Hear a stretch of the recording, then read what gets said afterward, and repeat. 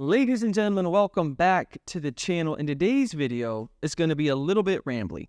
Today's video is going to be Kia's thoughts about doing YouTube for the last year and my biggest takeaways. As always, I got to do my biggest takeaways, but around a year ago, I was actually looking at it this morning. It was August 8th. So what's that? 4 days ago to the year. I really gave up my music dream for real. I'd want to be a rapper, singer, producer, music engineer for a decade, more than a decade, probably 15 years. And I realized I had this kind of clarity come to delight moment when I realized that it wasn't serving me anymore and that I needed to experiment with something else.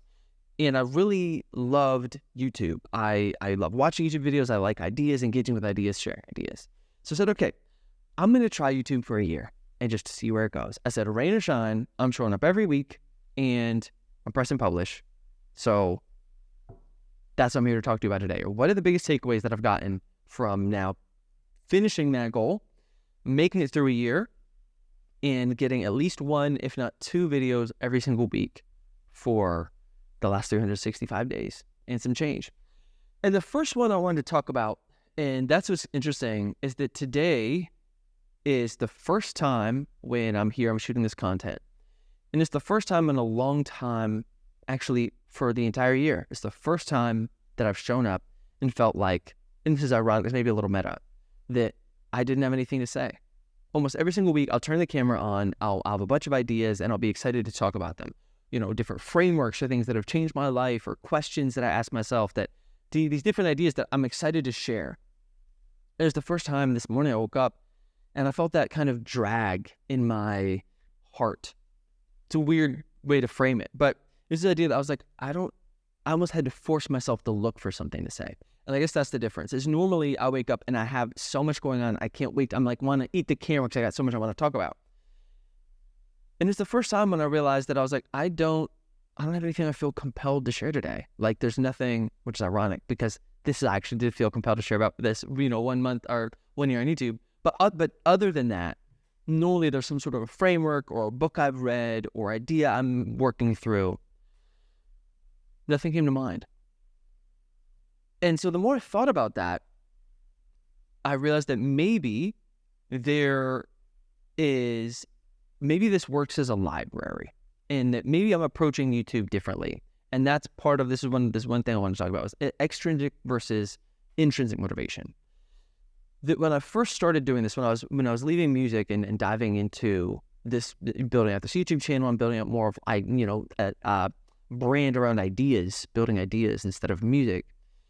I wanted to help people. I said, these are ideas that have really changed my life, ideas I've been working through that I think might really be helpful for other people. And there's a real power in that, in wanting to do good for other people. And this can be a major philosophical back and forth, or if anything is truly for other people, because there are good feelings that you get from doing things for other people, which is something I want to talk about. But the reason why I was sharing them was because I feel like these could have an impact, possibly. Potentially, I didn't know. But these impacted my life, so I wanted to talk about them. And that's one reason of motivation, is I think that's, you want to do it to help people.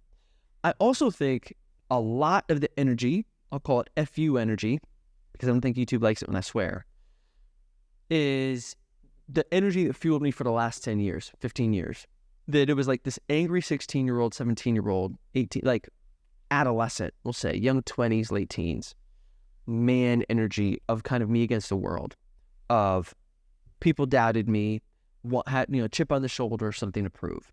And that energy is incredibly powerful. I'd argue that can often burn brighter than the do-good energy. I think the FU energy, actually, it burns hotter, it burns brighter. I also think it burns quicker, meaning I think it may be less sustainable, but I don't actually know. But that, I could always find that fire in my belly to get up and want to make it, at least in terms of music, for the last, we'll say, decade, just because it's easier to say. And when I lost that, when I finally let go of the music, and I'm still working through the identity piece, it's a process, but as I've been kind of uncoupling myself and my identity from the music, I lost a lot of that fire of FU energy. I lost I felt like I had something to prove. I think it was a combination of experiences with psychedelics, self-work, these tools, frameworks I've been sharing, meditation, conversations with friends, reflection, that I came to a place I didn't feel like I had anything to prove anymore. And that is a beautiful place to create from. It's also a dangerous place, because that, to me, that it's a clean fuel source, but it's not as strong of a fuel source.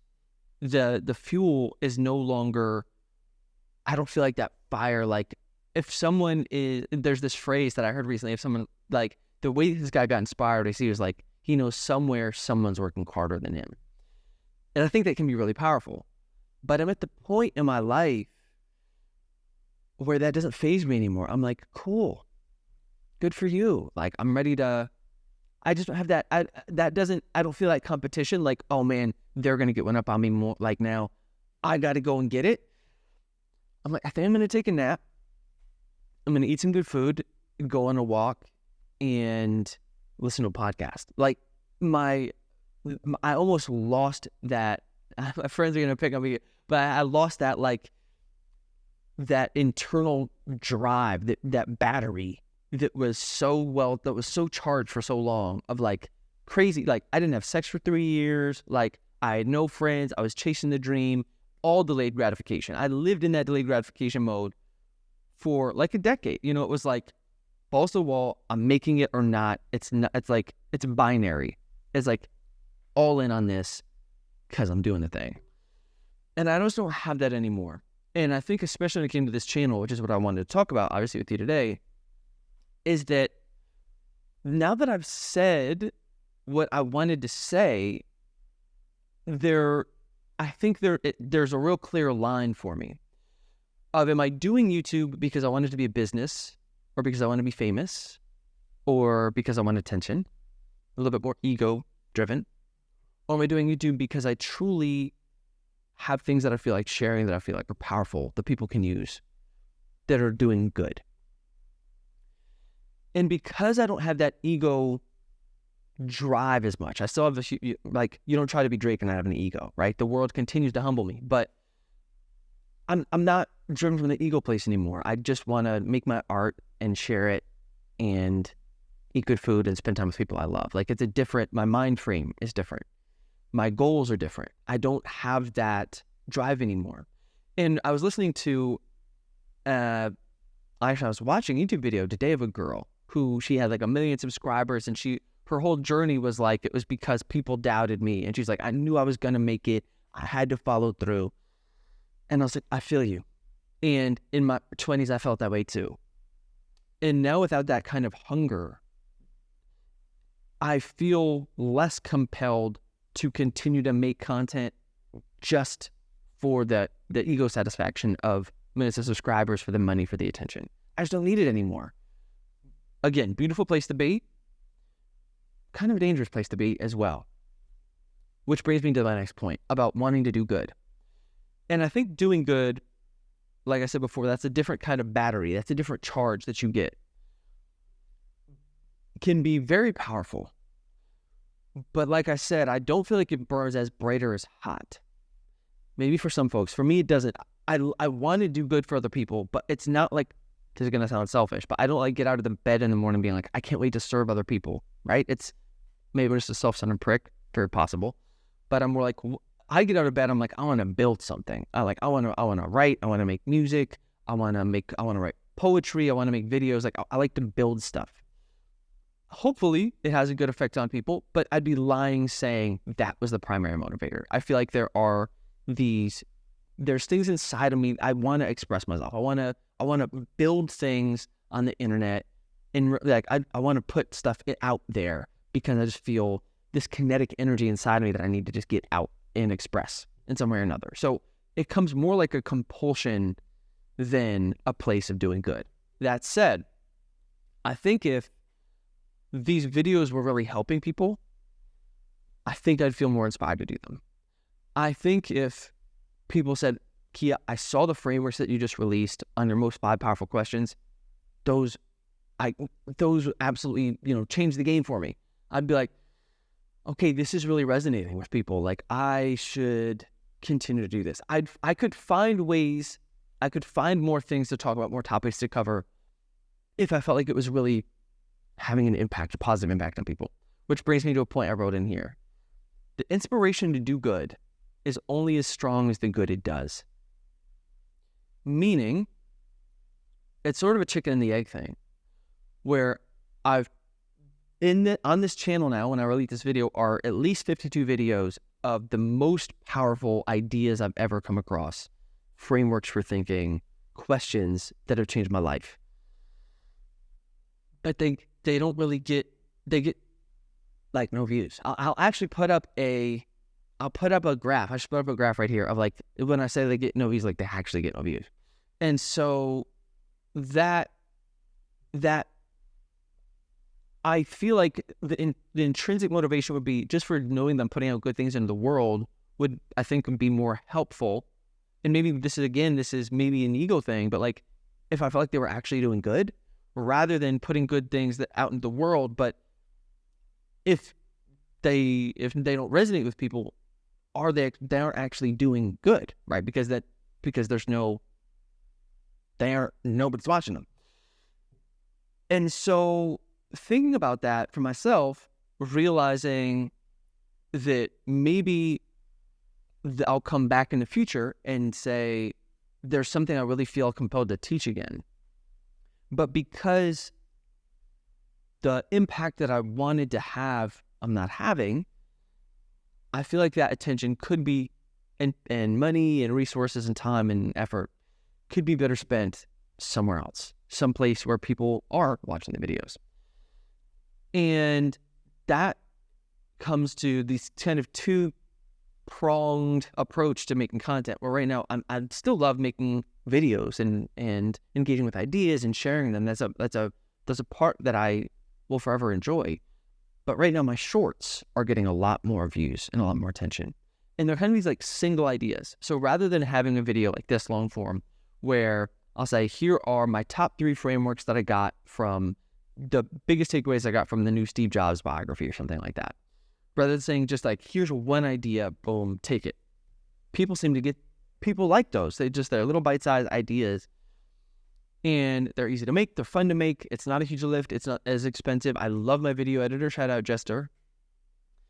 But making these videos is expensive, and it takes a lot of time, and making the thumbnails, the hooks. And so to me, I think that good, the lift of doing good, like I said, is only as strong as the good it does.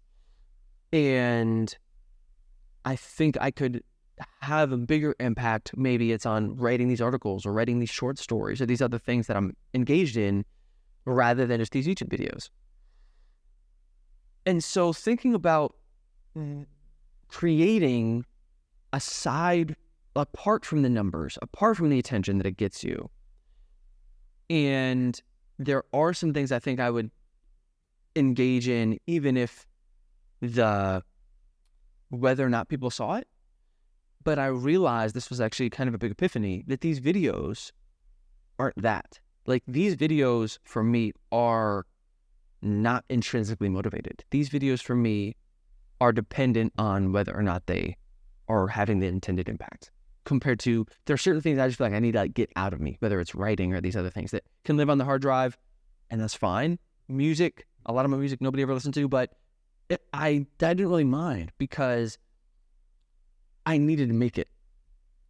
And I don't feel that same way about these videos, where I want these to resonate with people. And if they don't, then I'll, find another way to make it happen. And like I said, until I come back to these, and maybe this wasn't my medium, right? Maybe these needed to be a podcast, or maybe these needed to kind of sit somewhere differently for some reason. I did have one video take off, but it was about porn addiction. Interestingly enough, I'm like, that's not something I want to work on and write about. And so maybe it's kind of this, right, you try to catch 2 rabbits, end up with none sort of a thing, where right now I feel like I'm really focused on the writing. I'm loving the writing. I'm also trying to build this little media empire. And it's been interesting. I've been at it almost officially a month, a little less than a month, but around a month. And it's cool. It's something I feel like is sustainable. It's something I enjoy doing. I enjoy kind of sharing ideas in this way. But it scratches a different itch, I think, than the videos on this channel. So it's been rad. I'm glad I kept the word to myself of doing it for a year. And I'm excited for whatever the next thing when I come back onto the channel. I have a few more videos in the chamber. We're going to get those out. We'll edit those, put those up, and let it rock. But I'm hoping that this can now serve as like a library for folks of saying like, these will be, and maybe I keep making videos, but it's like once a month, like just when I feel like I need to share these ideas, put them out there. But it's almost like a repository of ideas where I can say, oh, these frameworks really help me. Watch this video. These are things that I just talk about a lot, that I think about a lot, that I learn about a lot. And I feel like maybe this serves a different purpose than like me becoming like a famous YouTuber, of more having a place where I can point people towards these ideas that have affected me in really positive and powerful ways. And so we'll leave it at that. Right now, things are going good in terms of the rest of building out the rest of the content, the media empire with the shorts. I'm writing a lot on LinkedIn. I'm kind of creating these like podcast breakdowns, these long posts. I've also been writing a lot, just my own short stories and personal essays, which I'm excited. I've been working on self-publishing those. I don't know where those are going to go. Those don't really fit in this like productivity space, but those are cool. I've also have a couple like more nonfiction, like business kind of books I want to write. Not business, but around like personal development stuff I want to dive into. And so I'm going to kind of put these resources and time into that. There are also courses that I want to shoot. And so we'll see where it goes. But for now, I guess we're going to let this rock. We'll let this sit. We'll see where it goes. And I'll come back in a bit to when it's time to work on these again. But it's just been, been a journey. It's been a rad year. I feel like I've always had things I wanted to share. And now we'll step back, kind of reevaluate and see what the next phase is. And maybe come back to these videos in the future, because they are fun to shoot and fun to make, but I'm not just making these for myself. And that was a powerful realization. So thanks for listening. Thanks for tuning in as always. And I'll catch you on the next one. Peace.